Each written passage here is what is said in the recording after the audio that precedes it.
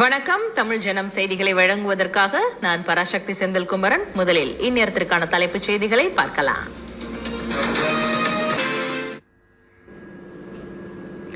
இரண்டு நாட்கள் பயணமாக டெல்லி செல்லும் முதலமைச்சர் ஜோசப் விஜய் இன்று மாலை பிரதமர் மோடியை சந்திக்க உள்ளார். இன்று மாலை 4:30 மணி முதல் 5 மணி வரை பிரதமர் இல்லத்தில் சந்திப்பு நடைபெறவுள்ளது. பிரதமர் மோடியை சந்தித்த பிறகு இரவு குடியரசுத் தலைவர் திரௌபதி முர்மு மற்றும் குடியரசு துணைத் தலைவர் CP ராதாகிருஷ்ணன் ஆகியோரை சந்திக்கிறார். அதனைத் தொடர்ந்து நாளை காங்கிரஸ் மூத்த தலைவர் சோனியா காந்தி, ராகுல் காந்தி மற்றும் பிரியங்கா காந்தி ஆகியோரை சந்திக்க உள்ளதாக தகவல் வெளியாகியுள்ளது. மேலும் மத்திய அமைச்சர்கள் அமித்ஷா, நிர்மலா சீதாராமன் உள்ளிட்டோரை சந்திக்க நேரம் கேட்டுள்ளதாக தகவல் வெளியாகியுள்ளது.